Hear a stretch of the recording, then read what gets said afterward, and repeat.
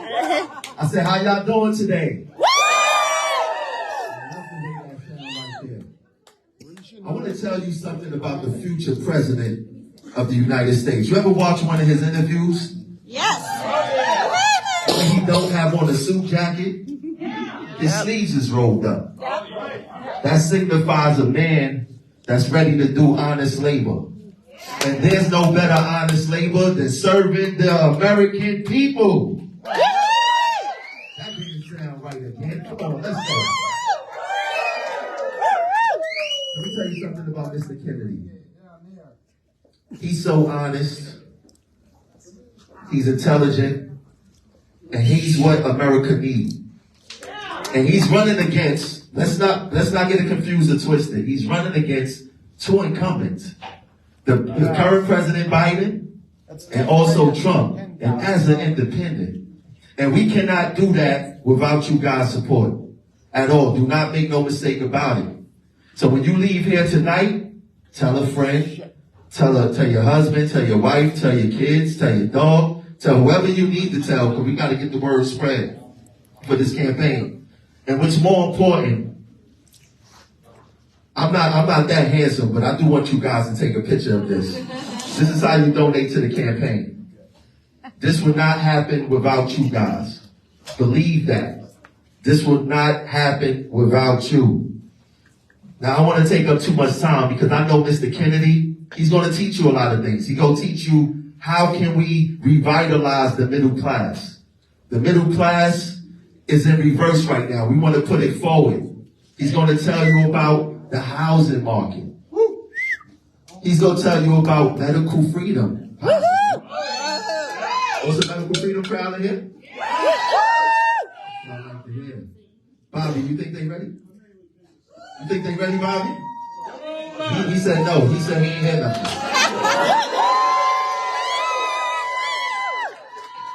Let's welcome the next president of the United States, Mr. Robert F. Kennedy Jr.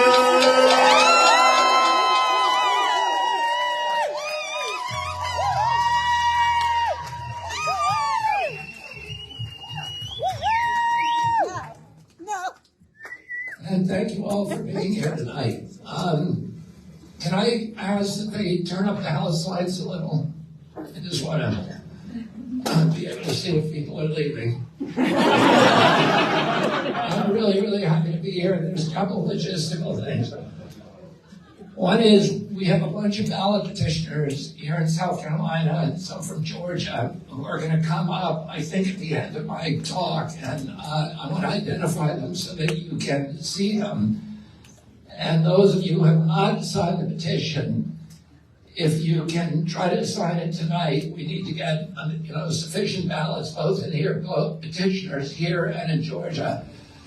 It can be on the ballot in both states. So I'm going to let you see what they look like and thank the volunteers for doing it. If you want to sign up as a ballot petitioner to help us get enough ballots in these states, please do so tonight. And you can look at them. You'll see who to approach.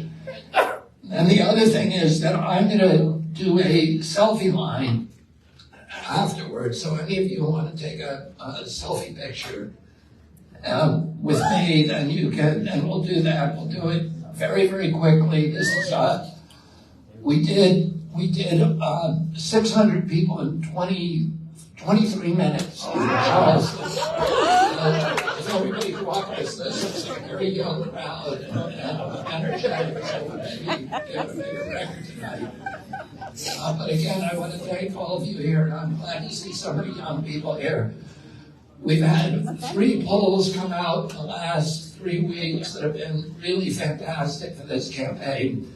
The Quinnipiac poll, which came out about 2.5 weeks ago, showed me at 22%.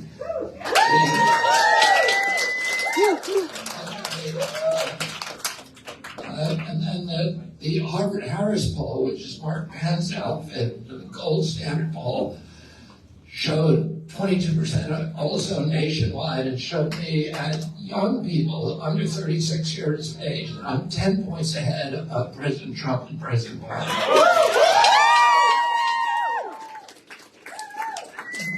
the New York Times Siena poll, which is a very, very powerful poll. A lot of the national polls are about 700 to 1,000 people. The Harvard poll, the New York Times poll, I think was 3,600. There are over 3,000 people, so it was really a very, very strong sampling. And that showed that in the 8 battleground states that show me an average of 24%.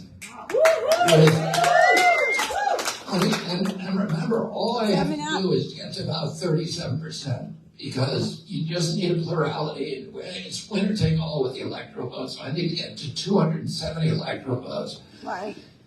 I don't really need to win majorities. I just need to get up to about 37%. And that will put me ahead of the other two contenders. And if I can do that in certain enough states, I can, I will win. We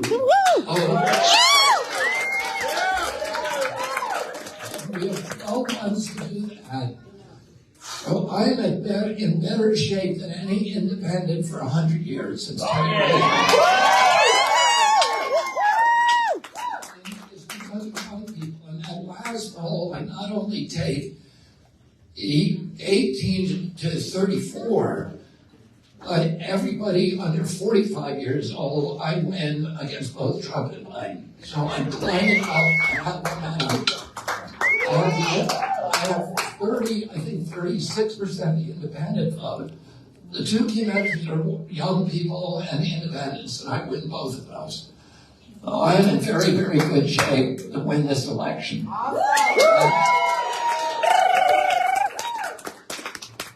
And people ask me, why do you think you're doing so well with young people? And the reason for that to me is obvious, that I'm the only one who's talking about what's happening to young people in this country. My father used to say that the future, the promise of a nation, the present promise of a nation, can be measured by the current prospects of its young people. And today, the current prospects of our young people are the lowest they've ever been in our history. Not only because the health of young people is a cataclysm. We have now at least 54% of young people suffering from chronic disease. When my uncle was president, it was 6%. It's probably around 60% now. The last time they tested was in 2006. It went from 6% in 1960 to 11.8% had chronic disease in 1986. By 2004, it was 54%, and NIH stopped publishing that data. They do not want us to know how many young people are sick. And this is the sickest generation in history, and nobody's talking about it except for me.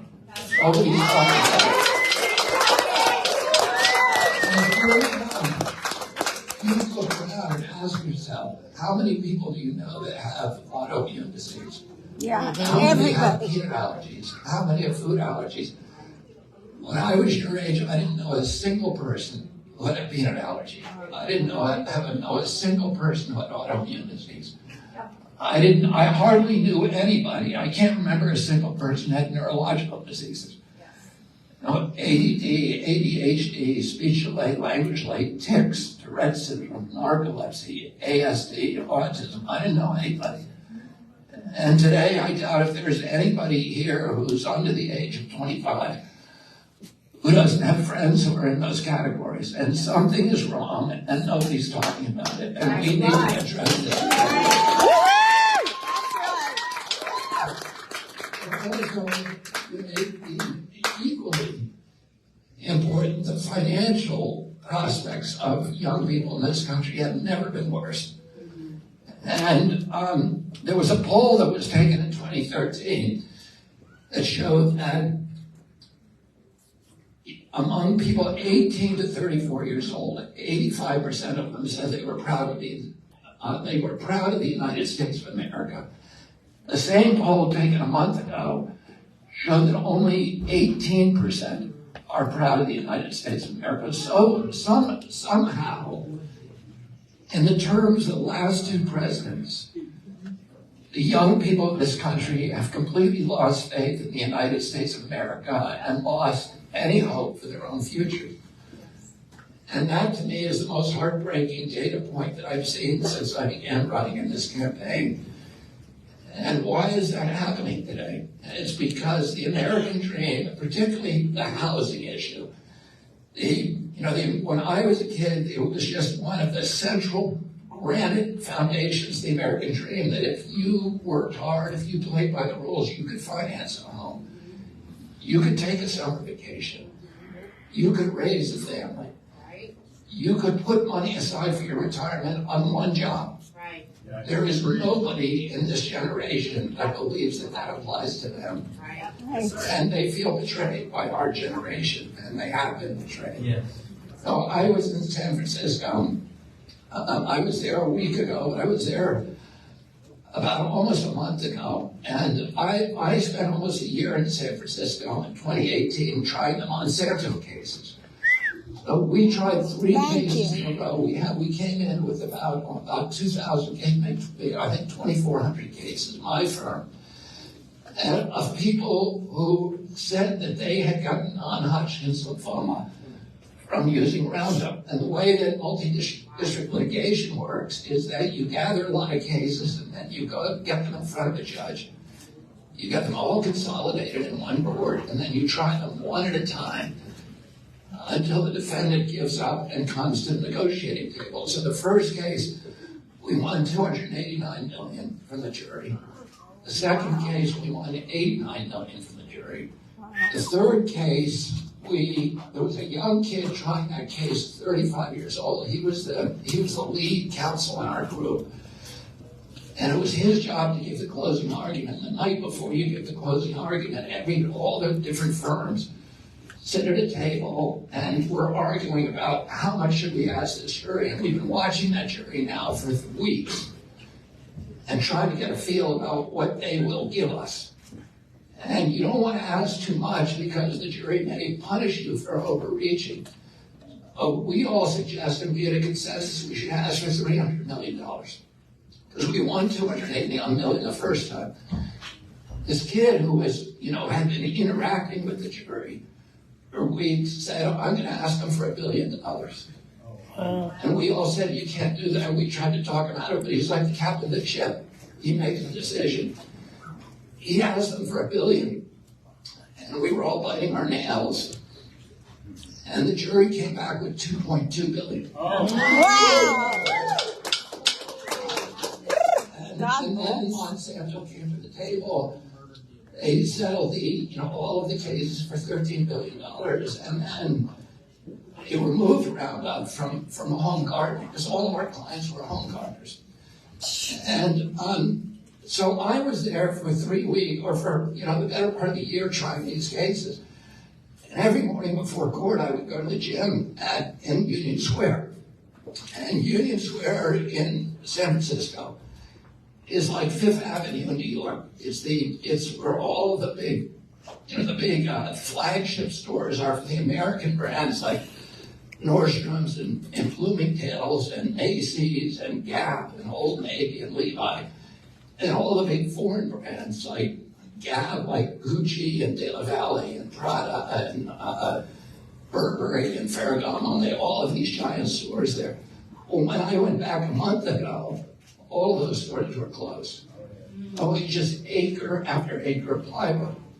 It's like as if all of Fifth Avenue shut down. People come from all over the world to shop there. And it's gone. The economic heart of that city has been torn out. And it was such a traumatic experience for me, seeing this. I love San Francisco. It's the most beautiful city in our country. It's my favorite city.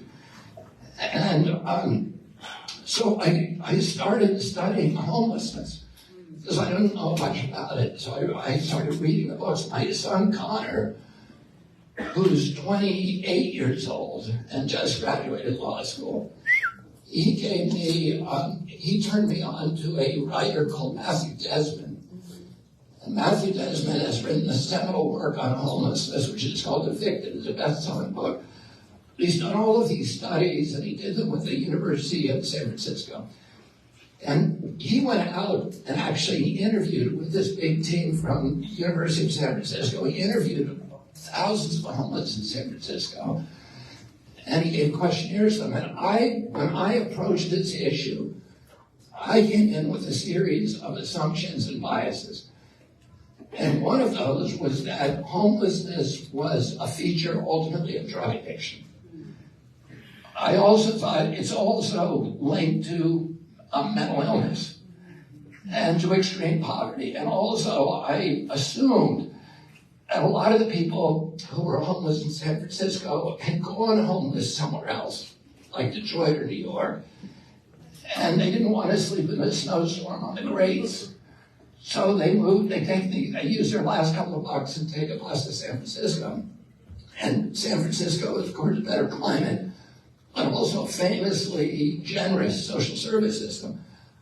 I'd also heard from many people in San Francisco that police in towns like Austin and Dallas, when they arrest a homeless person, when they pick them up, instead of bringing him to the county jail, they put him on a Greyhound to San Francisco with a one-way ticket. A lot of people in San Francisco believe that. So what Desmond's study shows is that the people who are homeless in San Francisco are from San Francisco, overwhelmingly. So they didn't come from somewhere else. He also shows that there's parts of this country, like West Virginia and Detroit, which have much higher levels of drug addiction, but they don't have homelessness problems. And he also, and they also have much higher levels of poverty. San Francisco is the wealthiest city in our country. He also shows that, yes, many people who are homeless are mentally ill, but overwhelmingly, they became mentally ill after they became homeless. And he shows that after only 3 days on the sidewalk, your psyche begins to deteriorate, disintegrate. And what he says, and he shows with data, is that the one correlation to homelessness is housing prices. And California has the highest housing prices in the country. And what Desmond says is that this epidemic that we see of homelessness in San Francisco is building like a tsunami and is about to roll across our country and bring the same level of homelessness, but also the same levels of disintegration. The reason all these places shut down is because of the chaos on the street, because people don't want to shop there anymore because there's these homeless encampments everywhere. And that same phenomena is about to happen to the rest of the country because the price of housing is skyrocketing like nothing else. And of course, everything is touched by inflation. The food prices, child care, health care, everything that we do. But nothing, and that's because, we all know why that is, because $8 trillion we've spent on regime change wars that have been absolutely useless for our country. And then the $24 trillion that we spent on COVID. The politicians don't come to us and say, we're going to charge you $24 trillion to shut down the country or to depose, leaders abroad. They don't have the guts to do that. So what they do is they just go ahead and do it. They print the money and they bill us later through a stealth tax called inflation, which hurts the young, which hurts the poor, which hurts the elderly, anybody on a fixed income.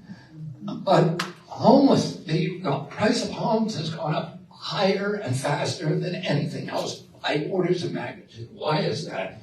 For example, the average price of a house 2 years ago in this country was $215,000. Today it's $415,000, and the interest rates have gone from 3% to 7%. So if you're trying to get into a home, your first home, you're paying 4 or 5 times what you were paying 2 years ago. And even 2 years ago, I have 7 kids. One of them is 39, and he owns a home because he beat the tsunami. He was in front of the elevator. My other 6 kids all went to the best schools in our country. They went and they have great jobs. They're making a lot of money for their age. but none of them has any prayer of buying a home. None of them is making enough money to buy a home in the current ecosystem. Oh, and none of their friends are. So we have a whole generation of kids who, for whom the American dream is just a broken promise. And why is this happening? It's happening partly because of the inflation, but mainly because there's three giant corporations, BlackRock, State Street, and Vanguard, who are the biggest companies in the world. And BlackRock, I have to say, does not buy single-family homes, but it's buying residential housing. But it has a subsidiary called Blackstone that is owned by Vanguard and BlackRock that are buying them. And by the way, all these companies own each other. So it's really one giant conglomerate. And they own collectively 88% of the S&P 500. So they own all the business in our country. And now they want to own all the land. They're buying the agricultural land and they're buying up the single-family homes. They've already corporations already own about 6% of single-family homes, and that marginal purchase ownership of the homes is what's driving up the cost. And they're on trajectory. If we follow the current trajectory, within 6 years, they're going to own 40 to 60%. And we're going to go from a ownership country to a rental nation. And when that happens, we go from citizens to being subjects. Because if you own a home, you care about your community, you're investing in it. You care about your schools, you care about your hospitals, your health care. You care about the police, you care about the appearance of your property, you care about your neighbors. You go to the PTA meetings, you go to the planning board, you're part of that community, you're part of that democracy. And more importantly, you have an entree to the American capitalist system because you are able to borrow money on that asset. You have equity, so you can get a second mortgage. And if you have an entrepreneurial impulse, you have the money to pursue it. So you can start a small business, you can buy something small like a sewing machine, or you can bet the whole ranch and buy a restaurant or a retail outlet and you can build something for yourself. And I lived at a time that economists call the Great Prosperity, which I spent most of my youth, which is a 50-year period after World War II, when the American middle class became the greatest economic engine in the history of mankind. When my uncle was president, I was a 10-year-old boy. We owned half the wealth on the face of the earth in our country. We were the biggest exporter of goods. We were also a moral authority across the globe. And everybody wanted our products, from blue jeans to transistor radios to RCA Victrolas to American automobiles. And today, that's gone. We're going, but it was the thing that launched the Great Prosperity was immediately after World War II, we passed these laws like the GI Bill that got an entire generation of young people into homes. And they were able then to follow their entrepreneurial instincts and ambitions, and they were able to build businesses. And we had this ferment of middle-class businesses in this country. And today, that's gone. And today, we have, the average income in this country is $5,000 less than the cost of basic human needs of food, transportation, and housing. And I'm not talking about good food. I'm not talking about Whole Foods. I'm talking about the lousy food that you buy at your local grocery store, where you need 8 carrots today to get the nutrition of 1 carrot when I was a kid. And where there's all kinds of glyphosate and atrazine and neonicotinoid pesticides and all of that stuff that we're feeding our kids. Oh, that all contribute to this explosion of chronic disease. So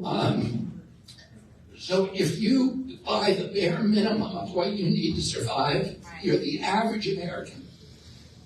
You owe $5,000 at the end of the year. How are people handling that debt? They're putting it on their credit cards. And about a month ago, we hit this milestone in this country of $1 trillion in private credit card debt. Nothing like that's ever happened. $330 billion added over the last 3 years. And the companies that own that debt are Visa, MasterCard, Citibank, Wells Fargo, Chase, and Morgan. And they're charging 22% interest minimum. Oh, I had a commercial fisherman friend who sent me a screenshot of his credit card bill about 2 weeks ago. 37% interest. Oh. So if the mafia did that, it would be called loan sharking, and they would go to jail. Usury. But if Visa, MasterCard, and the others do it, it's just business as usual. Who do you think owns every one of those companies? BlackRock, State Street Bank. So they're doing it right in front of us. They're strip mining the wealth from the American people. It's legalized theft. It's legalized larceny. And they're doing it because the control that money gives them. BlackRock has $10 trillion under management. Oh, the state of California has a GDP of $3 trillion. Wow. So BlackRock is more than 3 times the state of California. It is the third largest economy on earth after China and the United States. The head of BlackRock is a guy called Larry Fink, and he says that he's on the board of the World Economic Forum. Davos, so he's part of the Billionaires Boys Club. It means every year in Davos to try to design the future for the rest of humanity. And they call that future, their name for it, the Great Reset. And when Klaus Schwab was asked, what does the Great Reset mean in one sentence, he said, it means you will own nothing, but you will be happy. Oh my they're on their God. way to achieving at least the first part of that, and the second part is up to us.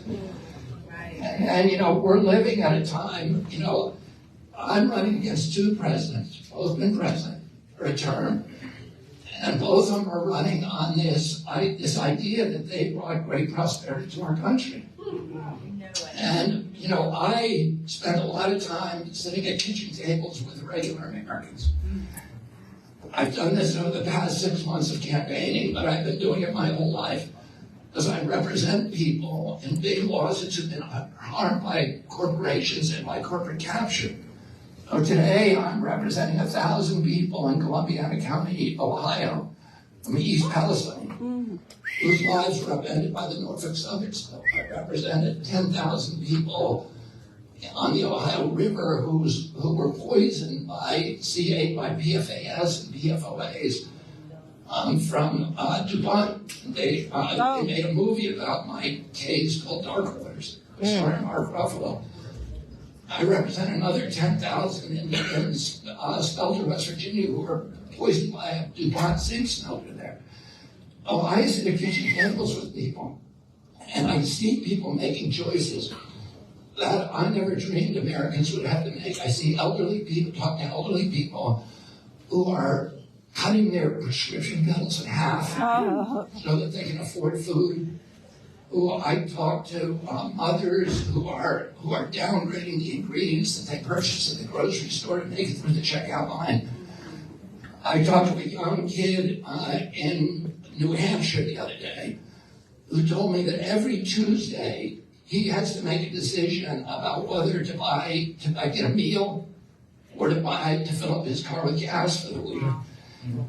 And a young couple who told me they had an argument sitting in their living room in a rental flat that they can no longer afford, 48%, because of the pressure on the housing markets. 48% of Americans don't believe that they'll be able to continue to pay their rent. This was one of those young couples, and they talked about an argument that they had, a heated argument, sitting in the living room with a baby sitting in their lap crying, and having to decide whether that baby is $50 sick or $100 sick or $1,500 sick before they bring them to a hospital. Wow. These are choices Americans shouldn't be making. And 57% of Americans could not put their hands on $1,000 if they have an emergency. And that means, if you're in that cohort, and the engine light comes on in your car, it's the apocalypse. Because you know you can see your life circling the train. You know you're not going to be able to pay that mechanic, and that your car's going to die. You're not going to be able to get to work.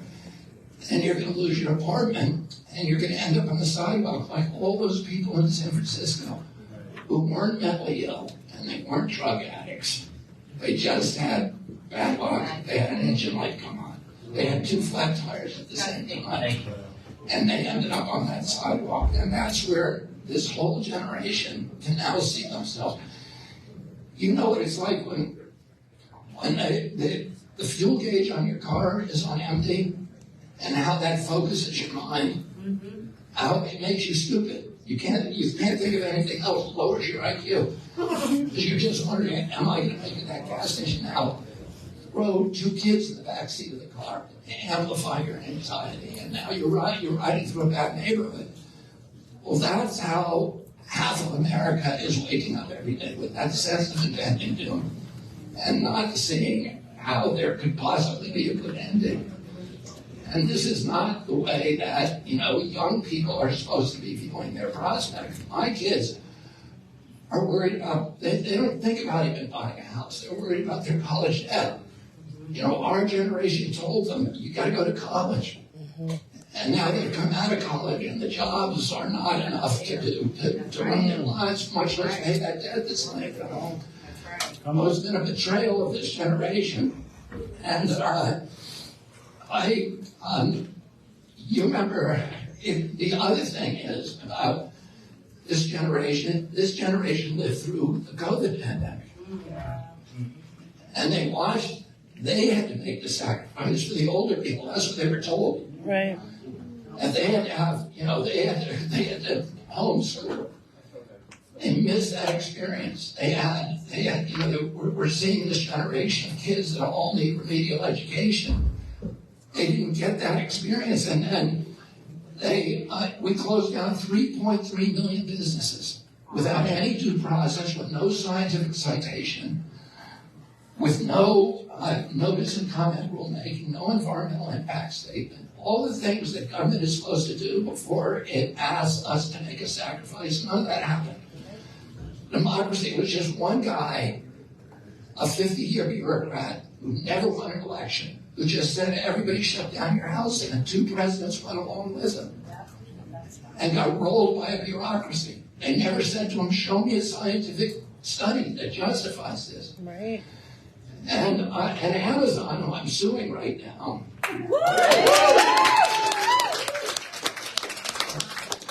Amazon, I'm suing them and Elizabeth Warren because she told them to censor a book that I had written with not my Fauci book, but another book that I wrote with Joe Mercola. That was critical of the lockdowns. And so Amazon censored it. Oh, and Amazon was the one business that they didn't close, right? We all got a 3-year lesson, and Amazon got to help close down all its competitors. And we got a 3-year lesson on how to use Amazon. Oh, I didn't know how to use Amazon before the pandemic. Right. And by the way, it's a magical experience. You just find a picture of something that you like, and you hit send, and it's in your driveway in 24 hours. Oh, but what happened? We closed down all these businesses. 41% of black-owned businesses will never reopen. And that convenience was seductive, but there was a cost to it that we're paying now as a nation, which is we closed down all the local retailers. The people in this, I'm sure all of you know somebody who closed business, won't reopen. Right. They were paying local taxes here. They were the people who had the plaque of gratitude on their wall from the local Boy Scout troop. They were the people who paid for my kids' hockey jerseys. They paid for their Little League uniforms. The money we were giving them was more than I give for the same product from Amazon, but that money was staying in our community and recirculating and making enriching us all. Yes. Come on. And that guy's gone today. But Amazon, at least, they're paying local taxes here, right? No. No, you're not. But at least they're paying federal taxes, right? No. Right? Last year, they paid 0. So like I said, they're doing it right in front of us. They are strip mining the wealth and the equity from our nation, from the middle class. During the lockdowns, we shifted $4 trillion north from the American middle class to this new oligarchy of billionaires. We created 500 new billionaires, a billionaire a day in 500 days of lockdown. And we destroyed the American middle class and the prospects for our children. And then, you know, we're still paying for the wars. So we spent $8 trillion on wars since 2001, since the Iraq War started. What do we get for that? Nothing. 22 a day. Yeah, right. 23 veterans who are committing suicide a day. 550,000 people who are homeless. Half of them in California, which has 12% of the population, and that's coming our way. And then, you know, Iraq is worse off than we found it. We killed more Iraqis than Saddam Hussein. Iraq today is hardly a nation. It's just a battle zone between Shia and Sunni death squads. And we pushed Iraq into a proxy posture with Iran, which is exactly the foreign policy outcome we've been trying to avoid. We created ISIS. We sent 2 million refugees up into Europe and destabilized every democracy in Europe. We created Brexit. That was a result, ultimately, of that influx of war refugees from our Iraq and Syria war. And the current riots that are going on in France are a result of that. So that's what we got for $8 trillion. And now we're in Ukraine. $113 billion that we committed in March of 2022, $24 billion extra that we committed a month and a half ago, and now President Biden is back asking for another $60 billion. That's going to be $200 billion for a war that should have never happened. Right. A war that the Russians tried to settle twice on very, very beneficial terms to us, and we made Zelensky tear up the agreements that they had signed with the Russians, and the Russians were withdrawn. And Putin every day is asking to come to the negotiating table, and Zelensky, you know, with our support, has said there's going to be no negotiation. So this is a war that they want, and it's a war ultimately of NATO. Why do we move NATO east into 15? We want 15 countries. We moved them 14 countries. Why do we want to move them into 15 countries? Because when you designate a country as a NATO country, it has to conform its weapon systems to NATO specifications, which means certain companies benefit. They now have a trap market. Raytheon, Northrop Grumman, Boeing, Lockheed, General Dynamics. So they, you know, they're the ones who benefit from us moving NATO into all of these countries. So when we committed $113 billion in March, that month was a big month. We did something else. We cut food stamps to 30 million Americans from $283 a month to $23 a month. Try feeding yourself on $23 a month. We cut Medicaid to 15 million Americans. Medicare, 15 million Americans, the same month. The same month, the Fed printed $300 billion unexpected to bail out the Silicon Valley Bank. So when the bankers need the money, and when the military contractors need the money, the door to the safe is wide open. But when Americans are poor, when they're sick, when they're hungry, the door is slammed shut. And that month, Mitch McConnell was asked by a reporter on national TV. The reporter said to him, you know, Republicans are supposed to be concerned about the debt. We're now at $33 trillion national debt. Isn't this going to hurt our efforts to curb debt? And the Republican promised to do that. Mitch McConnell said, don't worry about it, because we're not really giving this money to Ukraine. The money really is going to U.S. military contractors. Mm-hmm. Oh, it's going to Raytheon and Northrop and General Dynamics and Boeing and Lockheed. So we just admitted it. And it's just a money laundering scheme to benefit. I mean, he said that means it's good for our country. Like, really? Is it good for our country? Or is it good for them? And who do you think owns every one of those companies? BlackRock, State Street, and Vanguard. Mm-hmm. Oh, and then Tim Scott, who was on the last Republican debate. All the Republicans, just the same as this debate, they were all trying to outdo each other, except, God bless them, Vivek. All the other ones were saying, yeah, we'll spend whatever it takes to win the Ukraine war. Then we're going to go after Mexico, then we're going to go after China, and we're going to go, wherever we need to do new wars. Oh, the MC, the woman who was asking questions, asked the same question. She said, is this, aren't we worried about the debt?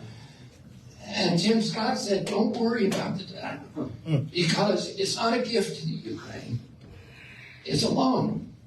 So raise your hand if you think that loan's ever getting paid back. Right. So nobody thinks it's getting paid back. Nobody in the country thinks that. So why don't they even bother calling it a loan? Right. Well, they call it a loan because if you call it a loan, you can impose loan conditions. Right. What are the loan conditions that we imposed on Ukraine? Well, one, this extreme austerity program that makes sure if you're poor in Ukraine, you're going to be poor forever.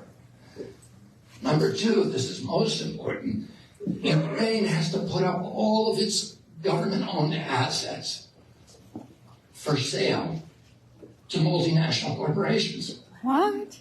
Oh, and most important, it has to put up all of its agricultural land for sale. Ukraine's agricultural land is the biggest asset in Europe. It is the richest agricultural land on the globe. It's the breadbasket of Europe. There's a joke in Ukraine that if you throw a boot on that land, something will grow that people can eat because it's so rich. There have been 1,000 years of wars fought over the control of that land.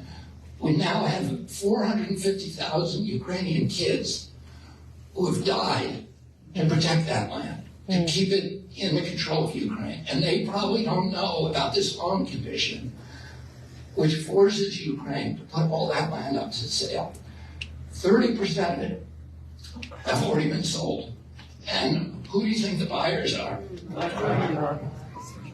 Monsanto, DuPont, and Cargill.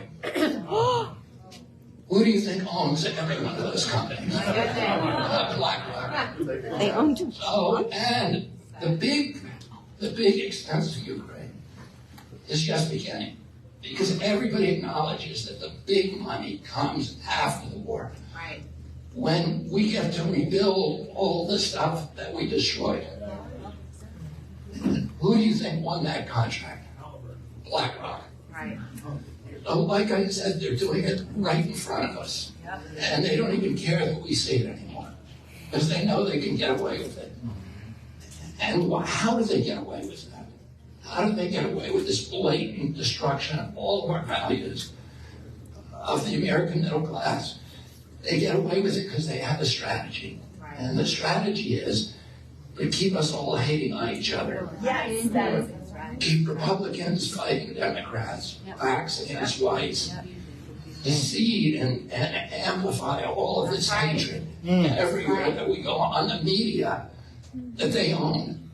We're constantly being fed these messages. And if you look at the Republican debate, either of them, they talked about those, culture war issues that are 40 years old. They're talking about the things that are important issues, but they're issues that we know that nobody ever solves. They're just there to fight about, the guns and abortion. And like I said, they're important issues, but there are so many other issues that we ought to be talking about. Right. And that we aren't. because they want us talking about those issues that make us hate each other. That's right. Yeah. And if the king and queen look out over the balustrades of their castle, they see all of their subjects fighting each other. They go back to the banquet hall and they pop champagne corks. That's right. Because they know nobody is coming up to the wall to get them Right. and to take back what they've stolen. And what my purpose is over the next 12 months of this campaign and the 8 years when I'm in the White House is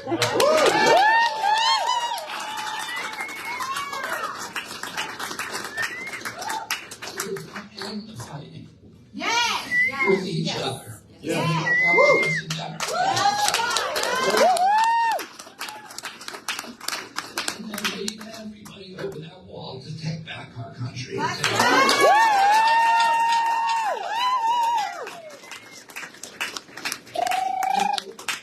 In the beginning of this campaign, I've gone around and tried to identify those issues, not the issues that keep us all apart, but the values that we all share in common. And what I found out is that, confirmed and validated, is that the things that we have in common are much bigger landscape than the little things that keep us apart. Everybody in this country, whether Republican or Democrat, everybody wants to take care of our veterans. That's right. Everybody wants to take care of our teachers and make sure they have good enough pay. That's right. Everybody wants to make sure that American children are the best educated children in the world. Yes. Everybody wants to end the chronic disease epidemic. Yes. Everybody loves regenerative agriculture. They want healthy food. Yes. They want to get the poisons out of our food. That's right. And everybody wants a clean environment. Yes.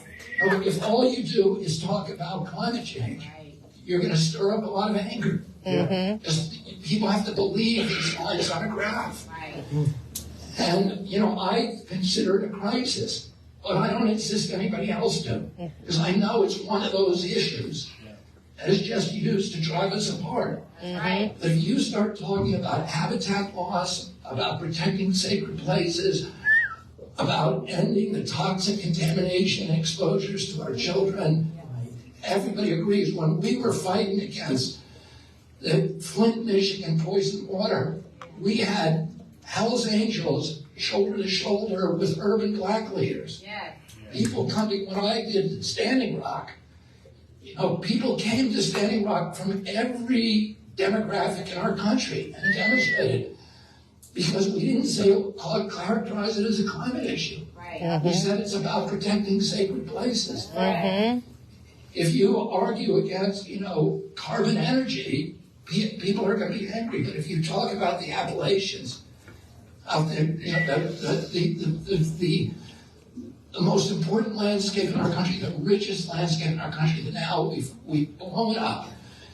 We exploded. The Massey Energy, the Consul and Peabody detonate enough ammonium nitrate explosives every week. It's like a Hiroshima bomb every week. Wow. Blow the tops off the mountains, get at the coal seams beneath. And they have flattened an area larger than the state of Delaware. They've cut down the 500 biggest mountains in West Virginia. They buried 2,200 miles of rivers and streams. They poisoned virtually all the water in the state. We Americans don't want that. They want to protect our Purple Mountain majesty. But if you just talk about it as a climate issue, it just makes people angry. But if you talk about it as habitat and protecting our water, our air, our Purple Mountain's majesty, everybody wants that. Everybody wants to end the warfare state. Nobody wants eternal wars in our country. And everybody wants to end this corrupt merger of state and corporate power. And nobody else is talking about these issues. We're all right.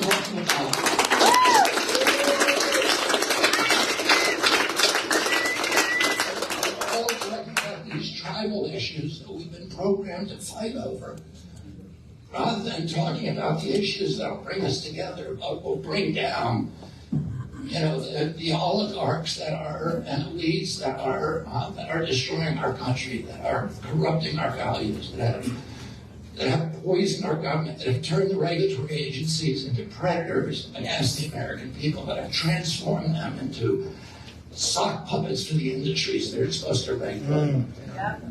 And I feel, I ran for president, made this decision to run because I felt like I was in a unique position, not only to communicate these things to the American public, but also to fix them.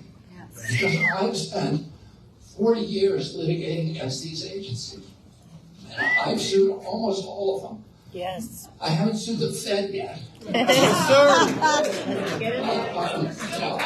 got them in sights. I've sued DOT. I'm litigating against them now. I've sued USDA. The Department of Agriculture was created to protect small family farmers in this country and to ensure a wholesome food supply to the American people. And it does exactly the opposite. It's basically just a wholly owned subsidiary of Monsanto and Cargill. And the other big, petroleum-based agriculture and just soil destruction and food poisoning and the commoditization of food. Rather than giving us food, their farmers are producing commodities. And nobody wants that. We want our America back. That's right. And that's what I'm going to give you.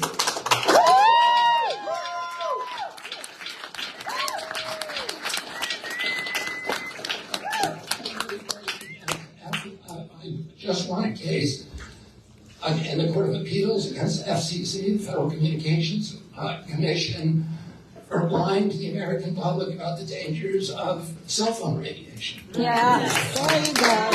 Thank you. I've sued CDC repeatedly and won. I've sued EPA repeatedly and won. NIH, FDA, all of these agencies. And when you litigate against them, it's like getting a PhD in corporate capture.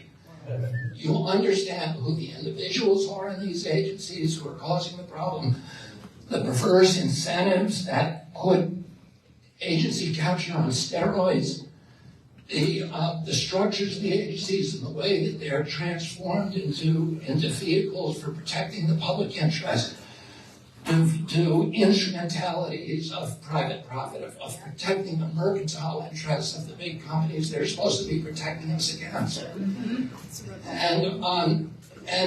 So I know that I can fix it, and I can fix it fast. But I can't do it alone. I need an army. I need your help, and particularly, I need your help now getting on the ballot in each state.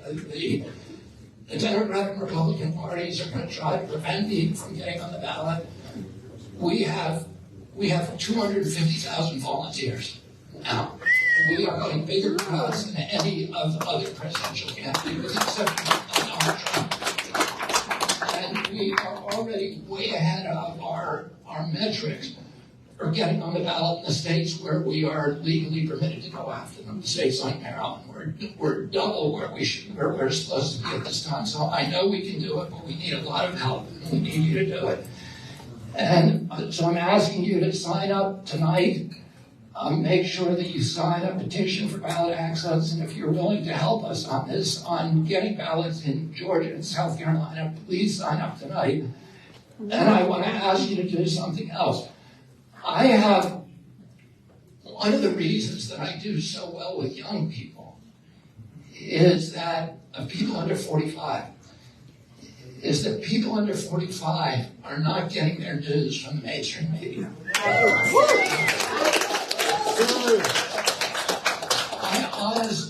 I honestly don't know if my children have ever seen an evening news broadcast. And they're very well informed, but they get their money, they get their information from what we used to call unconventional sources. They get it from listening to podcasts. And they get it from social media and a lot of alternative media. So, and that's why I'm doing so well in those groups and independents who are critical thinkers. Do the same thing because they're looking at unconventional sources of information. But if the only source of information that you have is MSNBC, CNN, and New York Times. Come on. Well, if I was living at that information level, Come on. I would have a very low opinion of myself. Yeah. Because you're not going to hear anything good about me. And you're going to hear a lot of defamations, a lot of mischaracterizations, and a lot of things that just aren't true. And what we find is that when we can convince those people to watch a podcast, to watch Joe Rogan's, or Jordan Peterson, watch me on it, to watch Tucker Carlson, to watch Aubrey Marcus, or one of those long-form interviews, that they have a very, very high and very quick conversion rate. And people say, oh, he doesn't have horns and a tail. He actually sounds like he's common sense. So what we need to do over the next 12 months is get a critical mass of those baby boomers. Okay. To watch those podcasts and to look at other forms of information, which there's this kind of tribal religious orthodoxy that says if you even suggest, an alternative, that you're a dangerous person. Right. We have to break through to those people. And so what I'm asking you to do is to go to where some of our merch, there's these guys out here who are selling great merch. We don't make any money from them. I wish we had that idea, but it's really good merch that they have. We get it from our campaign. Go on the Kennedy 24 website, wear a button, wear a cap, wear a shirt, a t-shirt, or a sweatshirt. Put a bumper sticker on your card, pick up tonight a lawn sign, and give my campaign visibility. And then what's going to happen is, most people who are wearing the merch will tell you is that you get a lot of thumbs up and a lot of like signs. And occasionally, maybe once a day, somebody comes up and says, why are you for him? Isn't he crazy? And you can say, just look at 10 minutes of this video. And the conversion rate is enormous. We need people to go out from each one of these rallies, and if you believe in this campaign, if you want to be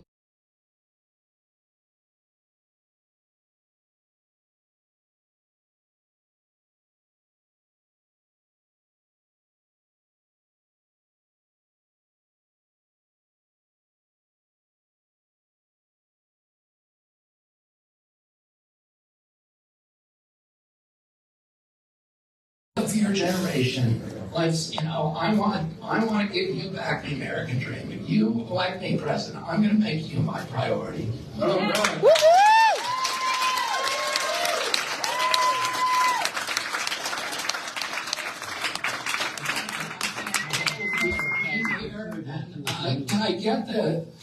Can I get the ballot, the petitioners up here? I think there's 6 of them here. I get you all up here, and maybe Nick can come out up with the.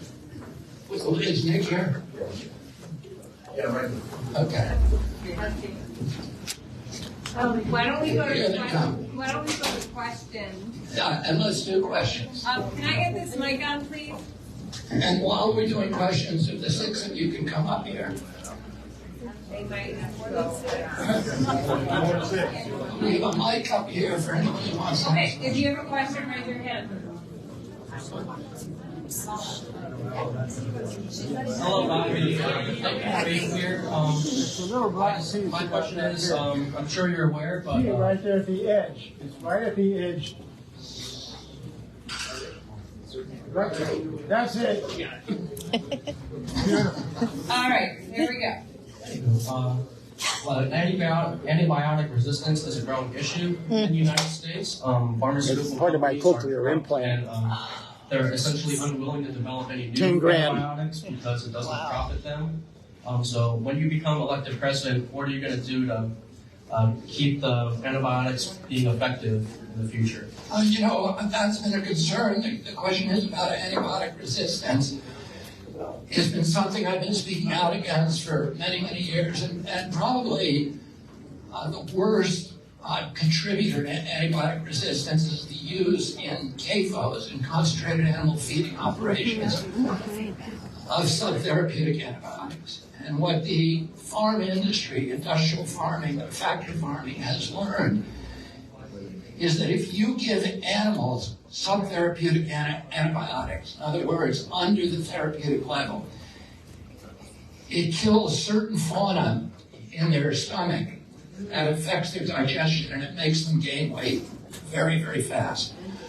So there's this practice of giving commonly prescribed antibiotics in subtherapeutic levels to farm animals in concentrations. Now, if you wanted to do the worst thing imaginable in terms of breeding antibiotic superbugs, that would be it, because you've got a lot of crowded animals in one place in filthy conditions where they're surrounded by sewage, which are breeding vectors for new types of bacteria. And you're exposing the bacteria to low enough levels that they can adapt and develop superbugs. And then when you start giving these same antibiotics to humans, you find out that they don't work anymore. They don't work against MRSA, they don't work against streptococcus, or any of the. And I have a friend who's in the hospital, went to the hospital last night, a guy who was working on the documentary My Campaign, who is now hospitalized and with his, potentially his life in danger because of an antibiotic-resistant bacteria.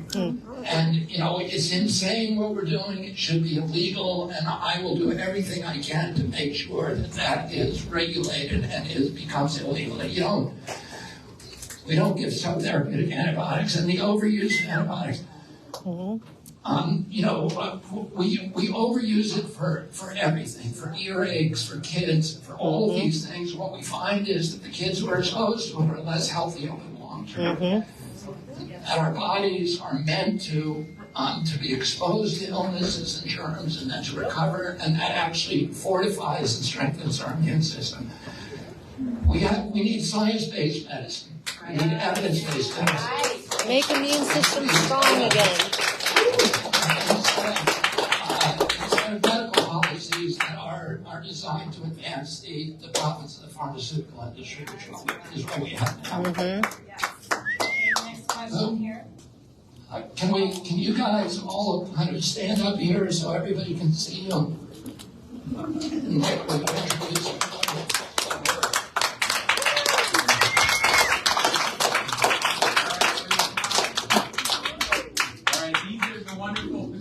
That you all met on the way in, they're the ones who are getting Bobby on the ballot and are going to get him elected as the next president of the United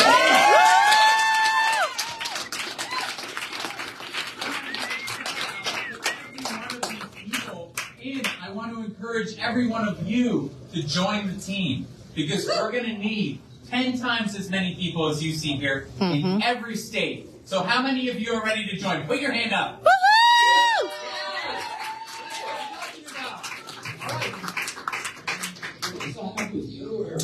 You're going to sign. Come find us afterwards. We're going to be in the back when you're walking out, okay? Come find me, David. Come find Emma.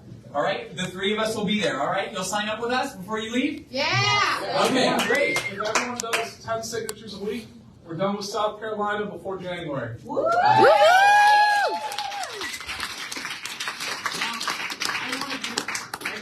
want to shout out everybody individually.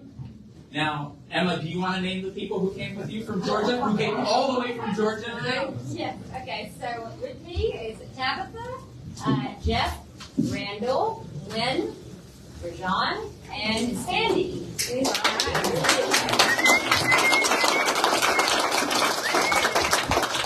All right. Send some you guys, hearts. anybody else who we haven't introduced? Do you want to just say your name? Yes, I'm Henry Harrison Clark, and I represent Charleston and Dorchester counties. Woohoo!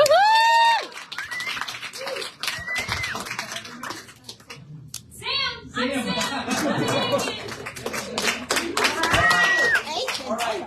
Thank you so much, everyone. Thank you. Back to the event. And Karen Reddington, South Carolina.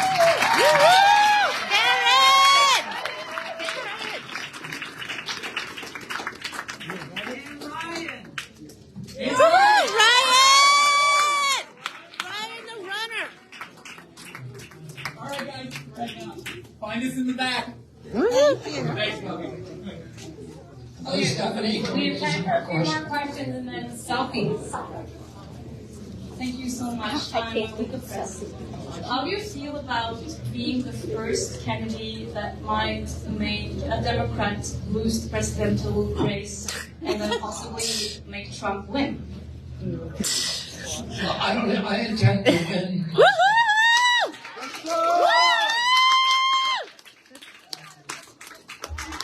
The system needs to give us a decent candidate if they want us to vote for Yep. them. And a decent process. Yep. We have our candidate. So you touched on the tragedies of all these mountains in West Virginia being blown up for coal poisoning the water, which is one of the most horrible things I can imagine. So my question is, how do you feel about nuclear energy? What I always say about nuke is that I'm all for it if they can make it safe and if they can make it cost effective. I'm for free markets, and right now it doesn't meet either of those metrics, and I'll just explain it, very briefly why. The cost of a nuclear power plant, the cost of a solar plant in this country today, and I helped build the two biggest, largest solar power plants in this country. The cost of construction, just construction costs, are $1 billion a gigawatt. So that, and then it's free energy forever, because the electrons are hitting the earth for free. Mm-hmm. The cost of building a nuclear power plant is about $14 billion a gigawatt. Oh, you can make energy by burning prime rib if you wanted. Mm-hmm. Well, why would you use the cheapest way to do it? And they have to make it safe, and right now it's not. And it's not me saying it's not safe. It's the insurance industry. There's not a single nuclear power plant in this country that can get an insurance policy or anywhere in the world. The insurance industry has said to them, these are people with black ties on Wall Street from AIG, Lloyd's of London, who said, we're not going to write you a policy because you're too dangerous to insure. So they had to go, the industry had its lackeys on Capitol Hill in the middle of the night in a sleazy legislative maneuver, passed the Price-Anderson Act, which immunizes all nuclear power plants from lawsuits for failure or for any kind of accident. So my home, I'm a homeowner. My home has, on the small print of my insurance policy, it says this does not insure you against radiation contamination from a nuclear power plant, either accidental or deliberate. I'm against immunizing, industries, whether it's the vaccine industry or nuclear power plants, to make them not accountable for their own behavior. Right. So, and by the way, there's not a single utility that will construct a nuclear power plant unless 100% of the costs are shouldered by the taxpayer. So you're building, they are not going to risk their own money on it. Then the operations, there's operation maintenance outages all the time. And they then have they have to get the uranium, which is very expensive, and it has to be mined. And then they have to store their waste for 30,000 years, which is 5 times the length of recorded human history. Wow. So if you force them actually to pay their costs up front, which we ought to be doing, nobody would ever touch on them. So, I say let's use the cheapest form of energy possible. Let's end the subsidies. We give $5.2 trillion in subsidies annually to carbon. Let's end those subsidies. Let's end the subsidies to everybody. Make everybody survive on the market. And when we do that, we're going to have the most efficient forms of energy, and the most efficient are the ones that are least wasteful and least polluting. If they have to internalize the costs of pollution, if the coal industry pretends that it's cheap, because they say, look, we're only 16 cents or 11 cents a kilowatt hour, 16 cents depending on where you are. North Carolina, it's 11 cents a kilowatt hour. They say, look, we're the cheapest form of energy, but they're not telling you that they're also poisoning every freshwater fish in America with mercury poisoning. And the healthcare costs of the American people are enormous, and that should be internalized by the industry. They have destroyed the forest cover on the high peaks of the Appalachians, from Georgia to northern Quebec, from acid rain. They cause about 500 billion in respiratory injuries a year, asthma attacks, etc. From ozone and particulates. I grew up in the Adirondack Mountains, which is the oldest protected wilderness on Earth. The American people had a right to believe that that wilderness area would be sacrosanct and protected forever. But 1 out of every 5 lakes in the Adirondacks is now dead or sterilized from acid rain. And what we're seeing now on the coastline where I grew up, in Cape Cod, is the oyster fisheries have collapsed, the shellfish, all the bivalves are collapsing because the water is now so acidified, the salt water, the ocean, that the bivalves cannot mobilize calcium out of the water column to make their shells. So those are injuries that the industry ought to be internalized. And if they had to do that, coal would cost $5 a kilowatt hour, and nobody would be buying it. What I say, you show me a pollution, and I'll show you a subsidy. I'll show you a fat cat using political clout to escape the discipline of the free market and force the public to pay his production costs. That's all pollution.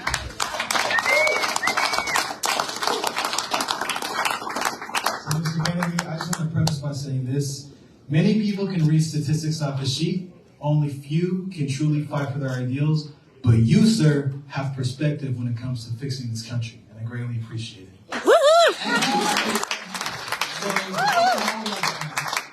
The question I would like to ask is, for those that are young, that can't quite be president yet, but still want to make a difference in their state, fighting the corruption in politics, what advice would you give them?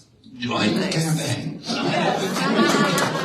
I hope to see you on the barricades on the wall. Thank you. What's your name? Jonathan Thomas Bruce. Good to meet you. I hope our paths cross. They will. Thank you, John.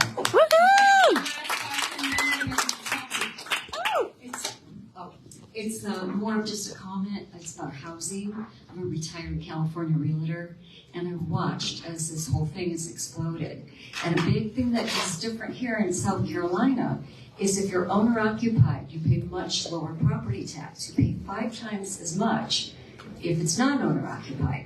If California would just implement that, it would really slow down the housing crisis. It would keep people in their houses longer. If we had lower tax. So I don't know if there's some way you could just implement that throughout the country. Well, we will look at it. We're looking at every good idea on housing. One of the many things you can read about on our website is that one of the things that the reforms I'm going to do is I'm going to create a 3% mortgage payment for young people, for first-time home buyers.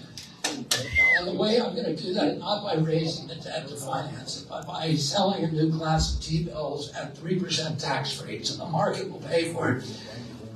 You know that if you have a rich uncle who will co-sign your mortgage, you can get a much lower rate. BlackRock and Blackstone they are paying, in some cases, 30% less for money than the person you know with the best credit rating in the country. Because the cost of money is so low to them.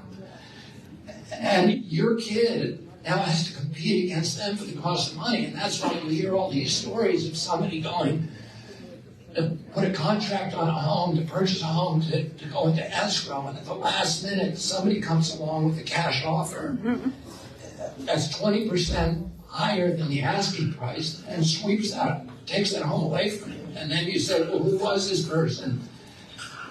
And it turns out to be an LLC with an ambiguous name. And then if you follow the breadcrumbs, it takes you back to Blackstone, BlackRock, Vanguard, the State Street. And they'll be able to do that because they're paying less for interest rates than anybody else, so they can outcompete the whole market. What I'm going to do is, one, fix the tax code to make it less beneficial for corporations to buy single-family homes, but also to make them competitive, but also to offer these 3% mortgages. You know, if you, like I said, if you live a rich uncle, you can get a much cheaper rate because the bank is basing your interest rate on not on your lousy credit rating, but on your uncle's great credit. Well, I'm going to give everybody a rich uncle, which is Uncle Sam. I get Uncle Sam to co-sign the mortgage rate.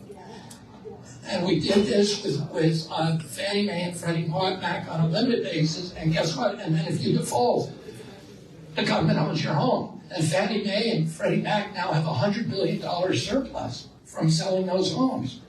So, and I'm going to use that money to make housing cheaper, but I'm going to give this 3% mortgage starting out with teachers, but also young people who are getting in the homes for the first time, so that everybody can get it.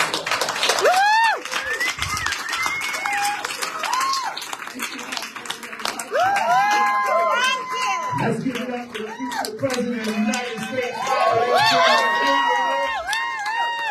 Hey, Bobby. I can't wait to meet that rich uncle you talking about.